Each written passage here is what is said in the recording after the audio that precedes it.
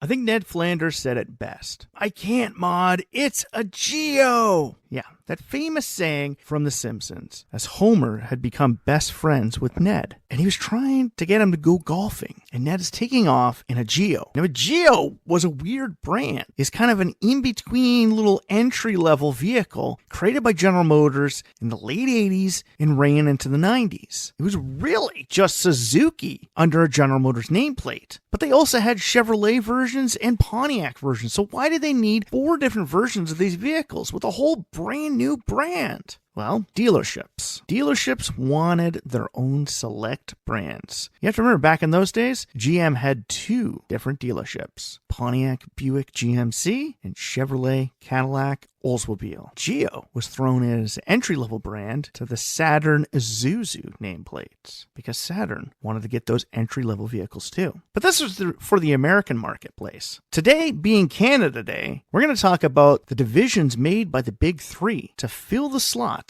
that dealerships wanted in the great country of Canada. Yes, today we're talking about Canada's dedicated brands.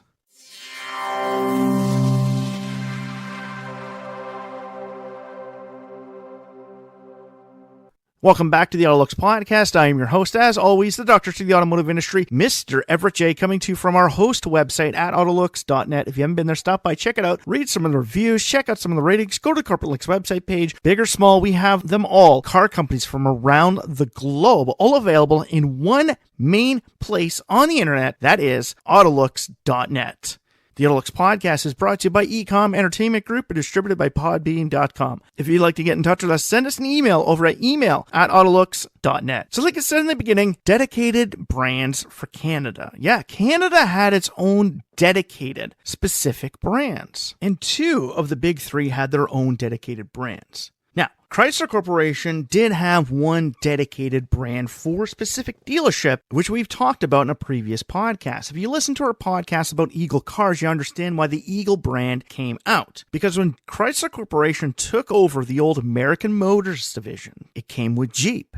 But Eagle was created out of the dust of American Motors. The Eagle Premier, which is a vehicle that both American Motors and Renault were working on together. And it was so close to being finished, they decided to sell it. Yeah, Chrysler just couldn't give up on it. And to create a full brand, because you have to remember, when American Motors went under, those dealerships didn't go under. Some of them were kept. They were kept because of the Jeep name that was attached to it. But Jeep wasn't a full-scale brand. Jeep essentially, by that time, only had 4 vehicles. You had your standard Wrangler, or YJ back in those days, the Cherokee, the Comanche, and the Grand Cherokee. Now, up until the early 90s, they did have the Wagoneer and Grand Wagoneer, but that was kind of a limited production, kind of ran on its own. So they needed sedans to fill the gap, and they created Eagle cars, utilizing old American Motors products and fitting in a few products from Mitsubishi. Now, Mitsubishi products were also branded as Plymouth and Dodge products. The original Dodge dynasties were an Eagle Premier, but only sold in Canada under the Dodge name. Now, they did this because they needed to fill gaps in dealership lineups. And Canada was an amazing place for this to happen. As we saw in the 90s, General Motors, with the help of bringing Suzuki to North America, decided to utilize their vehicles to help fill gaps in their own lineup. So they utilized Suzuki products to build the little Chevy Trackers, the original little Pontiac Sunrunners, and they had Geo Trackers. Okay? It was a Suzuki Sidekick, a Chevy Tracker, a Geo Tracker, and a Pontiac Sunrunner. Geo was made, like I said, to fill the gap with Saturn Isuzu's dealerships. But in Canada, General Motors and Ford had other brands, and these date all the way to the turn of the century. If you didn't know this, there was a car company that was one of the biggest makers of cutters and carriages in the British Empire, hailing from Oshawa, Ontario, is literally a suburb of Toronto. It's one of the many, kind of like Vaughan, Brampton, Burlington, hell, even Hamilton now is considered part of the Greater Toronto Hamilton area. Okay, so it's literally a suburb outside of it. Well, there's a man named Robert McLaughlin who started this business building these amazing cutters and carriages. Well, his son eventually became good friends with Billy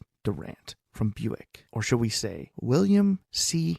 Durant, whose daughter actually went on to marry De Tomaso. Yeah, go back and listen to our podcast about De Tomaso. You'll learn the history about that and how De Tomaso fits in with even the GM empire along with the Ford empire. It's a pretty good podcast. Go back and listen to it after this one. So Sam formed an alliance with Billy Durant of Buick. He wanted to utilize their vehicles to build cars for the Canadian marketplace. It took a lot of coaxing to get his dad to actually sign on and want to build these things because he didn't see a future in the automobile. Carriages were great. They were strong. They were dependable. And the automobile in its early days was literally a new technology that was always falling apart. Remember the early days of Tesla? They didn't go that far. They had lots of issues. They had to put these transponders in them just to prove to people that they were actually a little bit better than what people were saying. So his father didn't really give into it. But Sam eventually got his father on board and started building what they called the McLaughlin automobile. Now, if you know anything about McLaughlin, McLaughlin's actually known of very widely in the royal family. Even when Prince William married Princess Kate, well, at that time, just Kate, that old classic vehicle from the 1930s they rode around in was a McLaughlin from Canada. Oh yeah, one of the best built vehicles. They ran on the same lines as companies like Duesenberg, Rolls-Royce, and Pierce Arrow. Top tier. Now, Buick eventually caught on and kept McLaughlin on when General Motors moved into Canada. McLaughlin was eventually absorbed part of the General Motors Corporation and was kept on as the top tier. Cadillac didn't make its way here in the early days. McLaughlin was kept at the top tier of the General Motors pyramid. It sat above Buick in Canada because Canada wasn't big enough of a marketplace for all of the many divisions of General Motors. So, although they were built of original Buick products, they decided to keep them as an extra. Well, that didn't last forever. They had a 15-year contract to use drivetrains from Buicks in their original vehicles. But essentially, the fallout of GM outing Durant led to an eventual fall of McLaughlin. Sam McLaughlin would have helped finance Durant's new business into a racing car developer, Louis Chevrolet. Yes, Sam McLaughlin from Canada helped finance Durant's enterprise into Chevrolet automobiles. So Chevrolet essentially wouldn't exist today if it wasn't for Canadian investors helping them get their feet wet. And with that, Durant managed to build his business back up and take over General Motors. He would eventually set up Chevrolet of Canada. By 1916, Durant regained control of General Motors and Sam McLaughlin became the vice president of General Motors. A Canadian was the vice president of the world's largest automobile corporation. Well, it's 1916. Ford's still king, so not yet, but we're getting there. Because of this, in 1916, with Sam McLaughlin as vice president of General Motors board, McLaughlin begins making Chevrolets in Canada, alongside building their own McLaughlins, which their father, Robert McLaughlin, didn't want to give up because he knew he built some of the best cars in the world. From 1918 to 1942, McLaughlin Buicks were made by GM Canada before officially becoming just the Buick moniker in 1942. Sam originally stayed on as the vice president of GM Canada until his death in 1972. He was 100 years old. Yes, even the vice president of GM Canada was the original vice president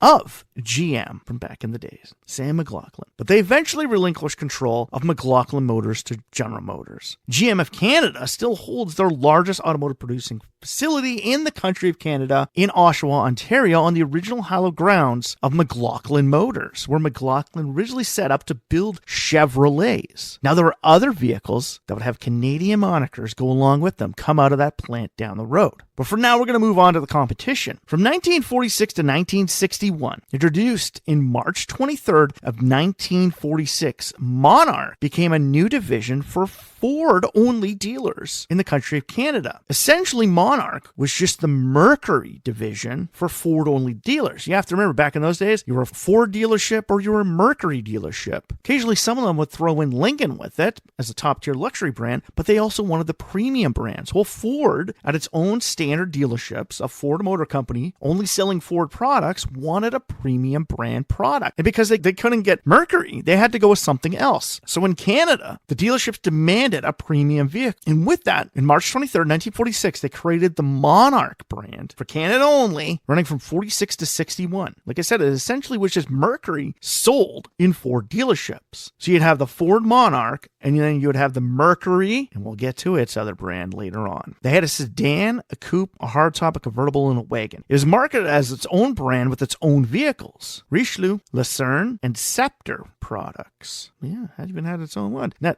the second one should be kind of a little reminiscent. The Buick Lucerne from Canada. Yeah, it was originally a Buick name, but it was originally owned by Monarch, based on a contemporary Mercury with Canadian-specific trim, unique grills, and taillights. Both Monarch and Meteor, which was Mercury's Ford division, we'll get into that after this one, were used to sell full lineups from single dealers. So small towns would either have a Ford or a Lincoln Mercury dealer. They couldn't have a full lineup if you only sold Fords because you had no premium or luxury products. And at the Mercury Lincoln dealerships, you didn't have entry-level products. And when it's a small town with only one dealership, you need to sell a full line of vehicles. You need to cater to everyone in that town, because if you don't cater to them, General Motors and Chrysler down the road are going to cater to them because they had full lineups. So the Monarch division was created for the Ford Motor Company. So Monarch, like I said, was essentially Mercury products. So if the small town only had a Ford dealership, you would have Ford Monarch. Meteor was essentially utilized as the Ford's products for the Mercury product lineup. Now see, the Monarch nameplate kept going, like I said, from 1946 all the way up to 1958. It was discontinued only because of the entry of the Edsel brand. But remember, the Edsel brand was a failed brand from Ford Motor Company. So much emphasis on this, and when it came out, people looked at it and said, no, that's not going to fly. There was so much money and so much effort put into making the Edsel brand so cool. The next wave of automobiles is going to be for everything that people want. But its design did not suit that time. Even by today's standards, when you take a look at an Edsel and a Ford or a Mercury from the same time, you just see a major difference between them. Now, with Edsel brand being dissolved in Canada only within 1 year, Monarch returned in late 1959 to pick up where Edsel had lost its sales. A drop in medium-priced cars in Canada in the 1960s eventually led to the end of the Monarch brand. Monarch, over its time from 1946 to 1961, sold 95,450 cars across 15 years of production. But eventually, by this time, Ford didn't see a need to have a medium-priced vehicle because they knew people were going down the road. And since all the money was going into Ford Motor Company of Canada by the 1960s and not the Ford division or the Mercury division, Ford didn't really care if it had two different dealerships selling two different products. They didn't need to sell a Mercury and a Ford dealership to keep you from going down the street to purchase from the Mercury dealership. They wanted you to buy the Ford products and Ford only. Now, like we said, the Monarch brand came as the Mercury distinguished brand for the Ford Motor Company, but Ford started entering more of the premium marketplace by the late 50s and into the 60s. With big vehicles like the Crown Vic, Ford was moving up and they did not need the Monarch brand. So Ford was able to fit the table, just like they are now, from entry level to premium price range, all within one product lineup. And by having a full lineup to begin with, they didn't have to worry about the Monarch brand being kept around. So they decided to discontinue it in 61. Mercury, on the other hand, waited 3 years after the Monarch brand came out before they finally said, hey, we need Ford products within our lineups because we're losing the entry-level sales from our Mercury Lincoln dealerships. Like, we need to get all those regular people who buy regular vehicles to come into our dealerships as well. We don't want them going down the street and going to every Ford. Hell, the next Ford dealership isn't for 100 miles down the road. We need Ford products being sold in our small town. We don't care that you're only going to sell maybe 50 a year. We still need to make those sales. So on June 25th, 1949, a rebadged Ford product for Canada only was introduced to the Mercury dealerships. It then became the Meteor Mercury Lincoln dealerships. Meteor was brought in to be the entry-level products for the Mercury Lincoln dealers. This is due to the dealer structure in Canada and was used to carry a full lineup of vehicles for small single dealer lots. So in big cities like Toronto or Ottawa or Montreal or Vancouver or Calgary at this point in time didn't have to worry about this thing because they had a Ford dealership down the road from a Mercury Lincoln dealership. But if we're talking about my neck of the woods, a small town like the town of Espanola, Sturgeon Falls, hell, even Temiskaming Shore would either have a Ford dealership or a Mercury Lincoln dealership. And the next major town for a dealership being between 45 minutes to over an hour away, people weren't going to make that long drive. They were just going to buy from whatever stores in their town. And trust me, even in my home city, there's a couple dealerships in the smaller outlining communities that have kept around and basically held on to those points only because it was actually too far to drive into town to purchase a vehicle. But now that we don't care, we got bigger roads and we can move a lot quicker, we don't care about traveling. That 45-minute drive is now turned into 20 minutes. But back in those days, the Mercury Lincoln dealerships needed to have their own product, and they were given the Meteor nameplate. From 1949 to 1959, Meteor ran fourth in sales behind Chevrolet, Ford, and Pontiac in Canada. Yes, fourth in sales. They were essentially a Ford product, Ford cars being sold by Mercury dealerships, and they were fourth in sales. So technically, if you put Meteor and Ford together, Ford would be top of the game, making all the sales in the country of Canada at that point in time. They had a sedan, a coupe, a hardtop, convertible, a wagon, sports edition. They even had a ute, which utilized the Ranchero platform. And if you didn't know this, the El Camino wasn't the original ute from the North American marketplace. Studebaker actually had a vehicle in there long before anyone else back in the 40s. But if you're talking about the actual ones that look more like cars and less like a smaller pickup truck, that would be the Ford Ranchero, who originally started out the ute marketplace in North America. And yes, we actually had the Meteor Ranchero. Now, Meteor shared full-size bodies, chassis, and powertrains with Ford that were built on Ford platforms and built in Ford production facilities. So Oakville, Ontario, that was built Ford products, would also build Ford products and Meteor products. The Meteor products would be shipped out to the towns that only had Mercury and Lincoln dealerships, and the Ford products would go to every other dealership. That's for Ford. They had unique trim taillights to differentiate them from using the standard Mercury. Essentially, they were the bottom end of the Lincoln Mercury lineup, or the Ford product of that lineup before they merged everything together. Now, if you want to get back into this, if you've ever listened to our podcast about the divisions of the big three, you'll understand how many different car companies each one of the big three had at the beginning of their point in time. They had tons and tons of them. And you can't have dealerships for every single one of them, so you started conglomerating multitude of them together. Well, Mercury was essentially created as a separate model, and they were put into more premium marketplaces. And because Ford wasn't added to everywhere, you still needed to sell those Ford products. You gotta remember, Ford was the bottom line of products from the Ford Motor Company. Mercury was mid-tier and Lincoln was top tier. And if you want to go one step further than that, you got to go to Continental, which eventually became the top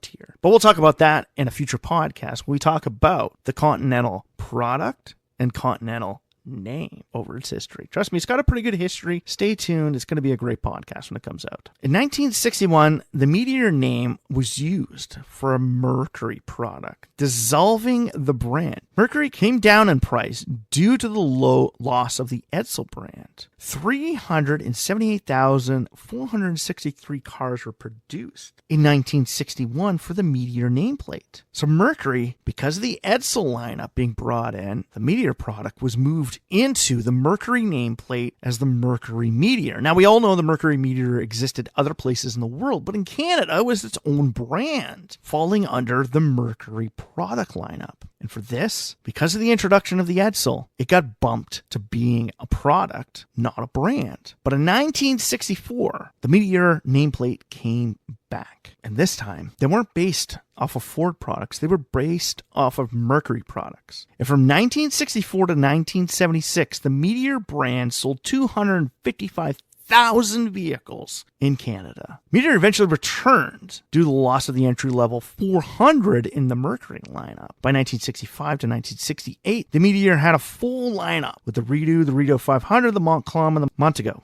Montego Lane was later renamed to Lemoyne due to Mercury utilizing the Montego nameplate. By 1969, Meteor started using Mercury badges and eventually was becoming labeled as a Mercury Meteor. So the fall of the Meteor nameplate essentially started with the Edsel brand coming in. They went back to being their own product by 1964, but like we said, eventually by 1969, the name was also being utilized on entry-level Mercury products. By 1976, the name completely dissolved, and the Mercury Meteor was moved right into being a Mercury-only product. There was no entry-level Meteor car company anymore. The brand was gone by 76. But from 1977 to 1981, the Redo 500 and Montcalm names returned to Mercury as Canadian trim levels only. Now, we all know the Meteor nameplate actually kept around until 1981. But it wasn't its own brand. It was used as the entry level for the Marquis model, the Marquis Meteor. So by 1981, the end of the entire Meteor nameplate and brand was completely gone from history, never to return. But by that time, most of those dealerships had merged all together, and now everything was either Ford, Lincoln, Mercury dealerships, or it was just a Ford dealership. You didn't need all those different brands. Now, in 1959, General Motors decided to give the Pontiac dealerships something else. They needed Chevrolet products because Pontiac was more of the sport model, and it was a little bit higher up than General Chevrolet products. Gotta remember, Chevrolet was the entry-level product for General Motors. And like we said, it was Pontiac, Buick, GMC dealerships. They needed something a little bit more entry-level for the Canadian marketplace. So by utilizing Chevrolet full-size chassis, drivetrains, and other parts in similar body shells, we got the Laurentian nameplate. Now, Laurentian is actually a mountain range just north of Montreal. It is amazing, amazing mountain range, okay? The only mountain range in the province of Ontario that comes close to that, being that close to a major city, would be the La Cloche mountain range. Have you ever seen the La Cloche mountain range? Pure white mountains. And they're actually about an hour and 15 minutes from where I'm recording this podcast right now. Yeah, I can literally drive through white mountain ranges that close to my house. But Laurentians is in Quebec. It's a highly known of mountain range. Now, they were marketed as more of a premium product, but just under the Parasin. They looked a lot like a Catalina, but had more in common with the Bel Air product. They were also available in Bel Air body styles, hardtop, coupe, sedans, all the way through to 1962. After 1963, only the Parasin and the hardtop models were kicking around, but it eventually returned in 1969 when the Catalina was discontinued in the United States. But you have to remember, the Laurentian product line, it wasn't just for Canada. It was also sold in Australia. Built in Canada, sold in Australia as knockdown kits for GM Holden, replacing the Parasin in 1964 for the Holden Manufacturing Corporation. So General Motors of Australia, kind of neat because, Canada kind of gave something to Australia as well. We had our own brand, the Laurentian brand, entry level for Pontiac. They also sold the Laurentian products in Europe because Canada was part of the Commonwealth. We had the Commonwealth status. So you couldn't get specific vehicles that weren't built in Canada, but if Laurentian was built off Pontiac platforms being sold in Pontiac dealership and manufactured here, we could sell them in British Commonwealth countries. So it was better adapted to the American products for narrow streets. It was more affordable due to their economy status in the Pontiac, Buick, GMC dealership lineups. So Laurentian was kind of here for 20 years, 59 to 79. They really didn't have a heck of a lot of different models from what Pontiac or Chevrolet had at the point in time. They used a lot of the Bel Airs and Catalinas, but there was a specific entry-level product for the Pontiac, Buick, GMC divisions. Dealerships need to get everyone else in the door to make sales, right? Well, this wasn't going to fly over at other dealerships as well, because to move up, Pontiac was realizing they had that premium level with the Laurentian product, but they also needed entry level as well. So Acadian was brought out from 1962 to 1971. It's created so that the Buick Pontiac dealerships would have a compact car to sell. You have to remember, the Laurentian was more of an entry level product, but it was big full-scale products like the Catalina, the Parasin, and the Bel Airs. They were all big full-size products. They needed entry-level products, and instead of giving Laurentian an entry-level product because people still saw them as, entry-level but a little bit higher up than Chevrolet, they needed something else. If they wanted to create a small new product to get sold under these dealerships, to get people into the Pontiac Buick dealerships, they needed entry-level vehicles, compact and mid-sized vehicles. So in 1962, the Acadian company was created. It was used to promote the APAC automotive manufacturing in Canada. It utilized the Chevrolet 2 platform, which basically underpinned the Chevrolet Nova. Now, it uses Chevrolet 2 base, Invader, mid-tier, and Beaumont top-tier trim levels with both a 4-cylinder, 6-cylinder, and a V8. Now, Acadian used a lot of Pontiac styling cues, but they wanted to differentiate themselves from Pontiac because they don't want to bring the Pontiac nameplate down. See, how Porsche created the Cayenne and the Panamera, they kind of brought their image as a sports car company down a notch and became more of a luxury car company now that they have sedans and SUVs. Pontiac, at this point in time, between the 60s and 70s, didn't want to do that to their image. They were considered a muscle car. You got to remember, Pontiac created the muscle car era with the GTO. Now, if you didn't know this, the GTO was created and spearheaded by none other than John Zachary DeLorean. Yes, the man behind the DeLorean from Back to the Future, the DMC-12. That man created the muscle car era, shoving a big block V8 underneath the hood with a tiny little Beaumont. Yeah, power in a small package. Well, Pontiac was known for power and had the GTO. It was big, it was powerful, and it's what people wanted. They didn't want it to be associated with this entry-level product. So the Acadian was brought out to differentiate the Pontiac's entry-level vehicles from the rest of its product lineup. But you have to remember the gas crisis in the 70s and people's taste and change of muscle cars in the 70s started changing. Eventually in 1971, it was phased out and eventually became the Pontiac Ventura 2. Yes, the Ventura 2 is essentially the Acadian second generation. I have to say, Acadian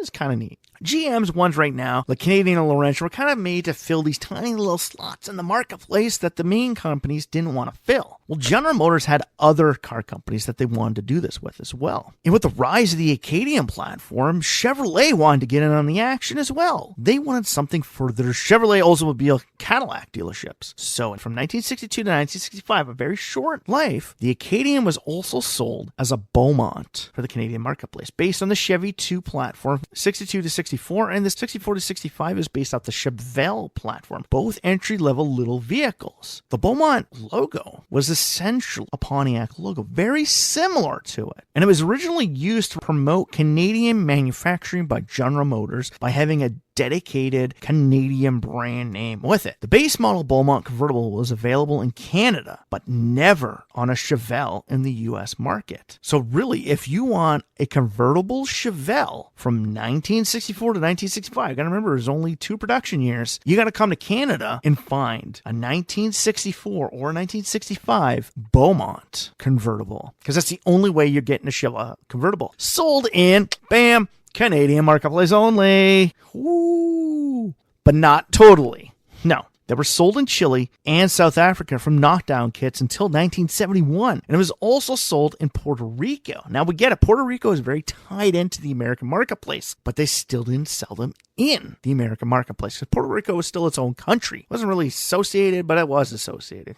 Bam. It eventually was phased out in favor of the Chevelle and Le Mans models. The Beaumont eventually reappeared between 1981 and 1985 on Canadian-only Pontiac-branded Acadian vehicles. So is the Pontiac Acadian Beaumont or the Pontiac Beaumonts? Yeah, they've returned, but only available in Canada. The Pontiac T1000 or Chevrolet Chevette sister also had the Beaumont nameplate for specific models. It only really sold 5 years alongside the T1000. Yeah, I know that sounds like a Terminator, but it was a vehicle. Go back and look at it. Pontiac really only had 2 compact cars for those 5 years. And by utilizing the old Acadian and Beaumont names, they managed to keep it kicking around, but only in the Canadian marketplace. Now, if you didn't know this, GM overseas actually sold cars in Japan and Europe under GM nameplates. But from 1987 to 1991, they realized when the creation of Saturn was about to come out, they needed something for their Isuzu Saab dealerships. You got these 2 car companies and there's no entry-level products. We get Isuzu's entry-level trucks, but there's no entry-level vehicles. Well, General Motors was reusing the Opel Kadett for the GM Passport product overseas. In Canada, they decided to bring the Passport as its own nameplate to the Canadian marketplace for the Isuzu Saab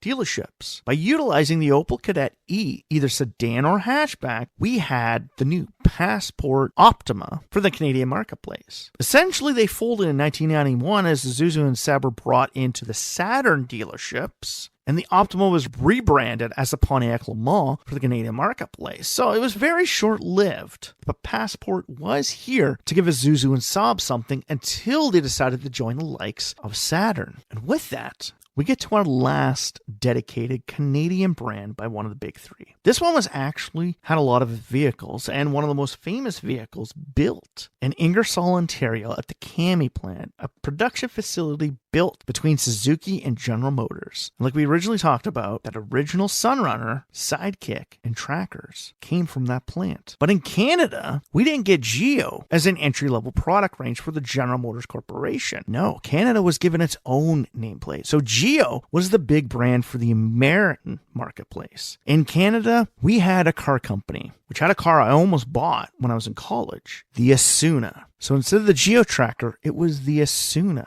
Tracker. Yes, the Asuna. Now, Asuna survived from April 12th, 1992 to July 1st. So Canada Day, 1994 is when we said goodbye to it. Only 2 years, 2 short years of having Asuna around. They sold Isuzu, Daewoo, and Suzuki products under the brand. They didn't sell their own products. So everything they had either came from Isuzu, Daewoo, or Suzuki. So it was all either Korean or Japanese. So Asian marketplace, small entry-level vehicles built to service the Canadian marketplace. They were created for the Pontiac, Buick, GMC dealerships. Now we get it, Pontiac was starting to use their own tiny little Suzuki Swifts, which became the Pontiac Fireflies. But in Canada, we didn't have the Fireflies. No, we had the Asunas. Chevrolet, Oldsmobile, and Cadillac essentially had Geo nameplates. But in Canada, they didn't really have much of the Geo name to go off of because Chevrolet was utilizing some of those things. We sold more Chevy Metros than we did Geo Metros in this country. Asuna was made for all those other dealer units. And it had some pretty amazing vehicles. The vehicle I was talking about that I almost bought was actually an Isuzu Impulse, but it was the Asuna name. It was the Asuna Sunfire, a little sports coupe built for the Canadian marketplace. Well, essentially built for the Japanese marketplace, but sold under a Canadian brand here. They also had the Sunrunner SUV, which was the Chevy Tracker, or Suzuki Sidekick. The SEGT, which was either the sedan or hatch, which came off the Daewoo Le Mans, or the former Passport Optima platform. But eventually, Asuna gave way as Geo became a bigger nameplate, all thanks to the very beginning of this entire podcast, our talk about Ned Flanders and his little Geo. Homer comes after Nettie. Nettie! Help me, Dad, he's getting faster! I can't, it's a Geo! Because of that saying on The Simpsons, which is so funny even today. Like today, when I was out and I was coming home, I passed by one of those old Geo Metros, and that's the first thing that came by to my head. Well, actually, the first thing that came by my head is that actually a Geo? And the second thing, when I saw the Metro written on the back, I'm like, oh my God, it is, was Ned Flanders in that Simpsons episode.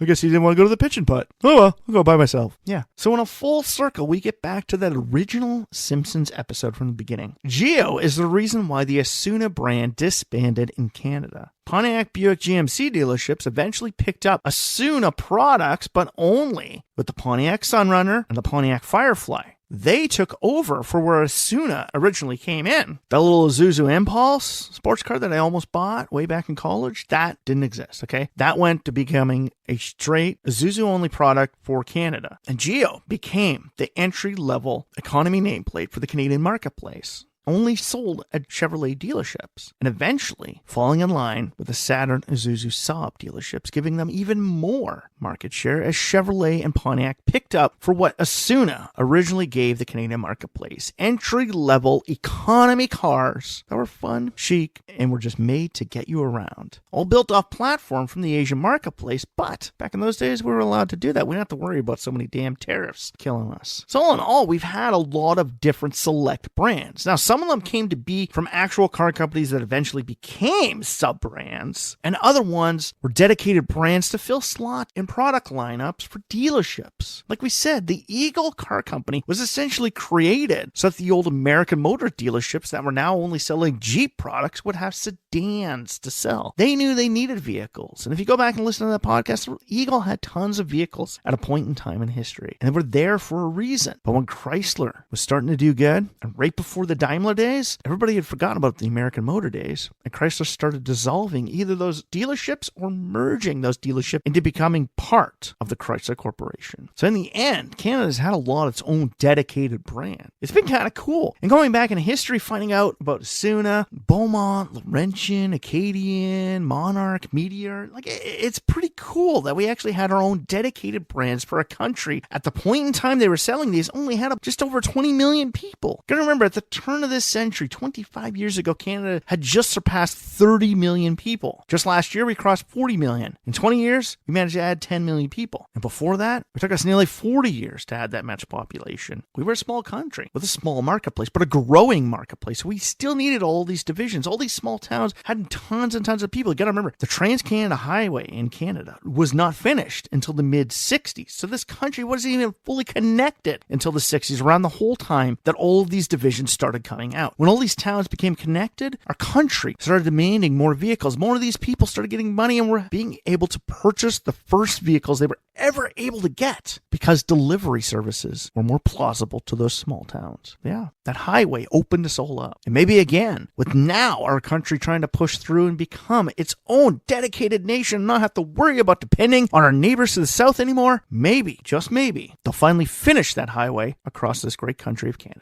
Until then, all these brands from the past, you never know. Some of these brands might come back because you got to think about it. GM still has ties in with Korean marketplace. They might bring some of the Korean products over here and start selling it as a brand new Asuna brand for the Canadian marketplace because we don't have tariffs on stuff coming over from those marketplaces. Hell, European products coming in, you never know. Ford might utilize some of their old brand names to bring some of those products back here. Remember the Merkur brand? Yeah, come on. They've had a lot of different divisions over these years. And Canada, although being small in population but big in landmass, wasn't like the rest of the world. We weren't left out of the loop of having our own dedicated brands. We didn't have our own dedicated car companies like Australia with Holden, but we did have our own nameplates. And for that, Canada has had its own part in the automotive world. Hell, like I said in this podcast, if you want a convertible Chevelle, come to Canada because they were never sold in the States. They're only sold here under the Acadian nameplate. So if you like this podcast, please like, share, or comment about it on any major social feeds or streaming sites that you found the AutoLooks podcast on. Like, share, comment, and send this podcast out to all your friends, your families, your well-wishers. Tell them about it. Ask them about some of the cars that they've owned in the past. Do they remember any of these dedicated Canadian brands? Even if you didn't live in the country, do you remember seeing any or hearing anything about any of these? Like we all remember the Mercury Meteor, but did anybody ever actually see the Meteor logo anywhere else in the world? It's pretty neat. It actually had its own physical logo. Hell, the GM Passport. Did anyone ever else see GM branded vehicles? Gotta remember, the EV1 wasn't the only GM branded vehicle in history. GM actually did have vehicles built off Opel and Honda platforms sold elsewhere in the world. And if you really want to know something, Toyota also had a Chevrolet Cavalier branded as a Toyota product for Asian marketplaces as well. So, the whole automotive marketplace, there's so many amazing stories within it. And this being Canada and my home country, well, we just thought we'd spread a little bit of our automotive ingenuity and our specific brands that we've had from this country to you, the world, the listeners of the AutoLooks podcast. And after that, stop by the website, read some of the reviews, check out some of the ratings, go to the Corporate Links website page, big or small, we have them all, car companies from around the globe, all available on the autolooks.net website. The AutoLooks podcast is brought to you by Ecom Entertainment Group and distributed by podbeam.com. If you'd like to get in touch with us, send us an email over to email@autolooks.net. So for myself, Everett J., the host, the Ecom Entertainment Group, podbeam.com, and our host website at autolooks.net, strap yourself in for this one fun, wild ride that AutoLooks and the Canadian brands are going to take you on.